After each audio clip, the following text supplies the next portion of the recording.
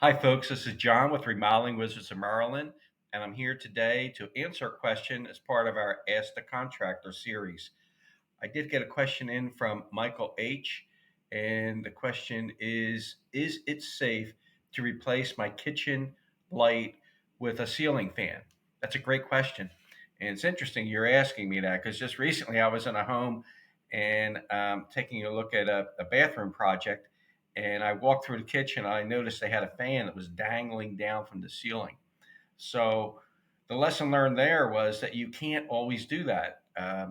The issue is that a ceiling light is not heavy, so typically a builder just puts a box up in the ceiling that isn't really equipped to support the weight of a fan.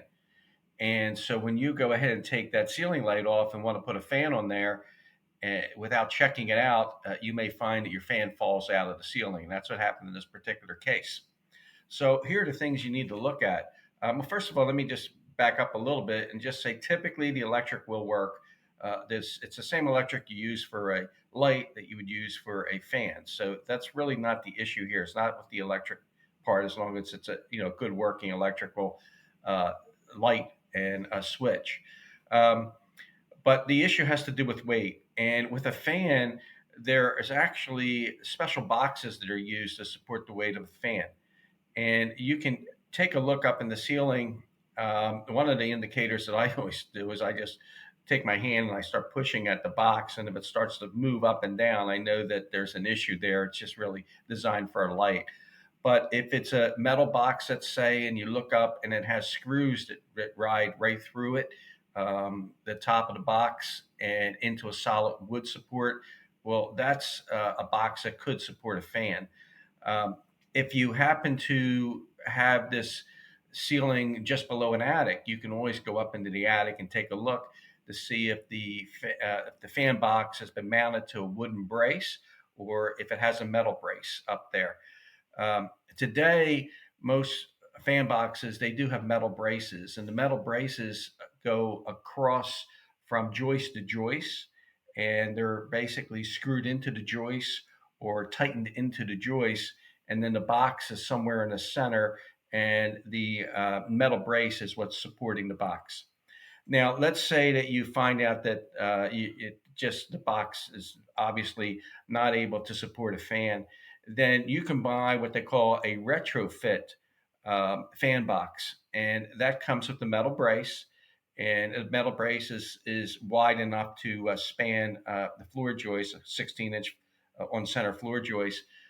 You can remove the old box and then take this metal retrofit box. You take the brace, you put it up through the hole, and then you can twist it. And as you twist it, it has little nail prongs that will tighten into the floor joist on either side of the box. Then you attach your box, and now you have a support. The other thing you can do is if it's in an attic, you can go up and you can put a wooden block up there and screw that into the floor joist on either side to give you enough support to hold a fan box. And there's a real simple way to do it if the fan box is near a floor joist and you want to actually use the floor joist for the support. You can buy what's called a pancake box, and that's a flat half-inch box. Half inch is the thickness of your drywall. And with that box, you would cut a hole just under the floor joist and then put the 4-inch box into the hole. So you cut a 4-inch round hole into the drywall under the floor joist, and then you can run the screws right through the box into the floor joist, and it will give it some direct support.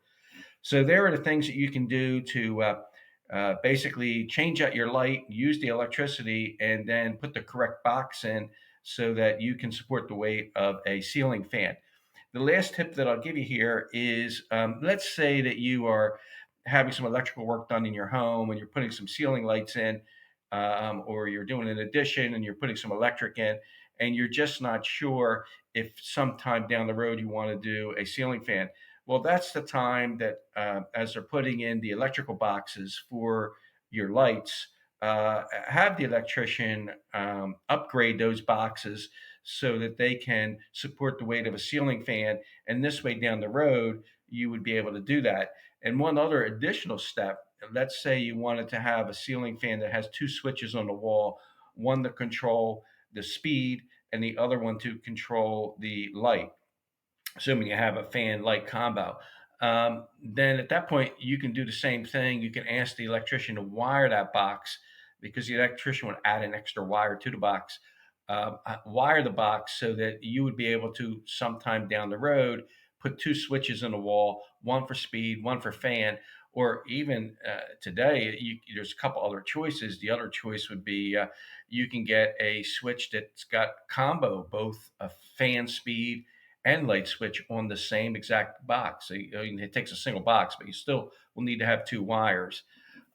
Last option there is even with the basic one switch system, you could buy a fan that has a remote control, and the remote control can operate um, both the fan or the light separately. So, anyway, I hope those tips help.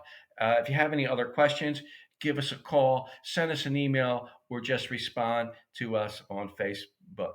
Thank you.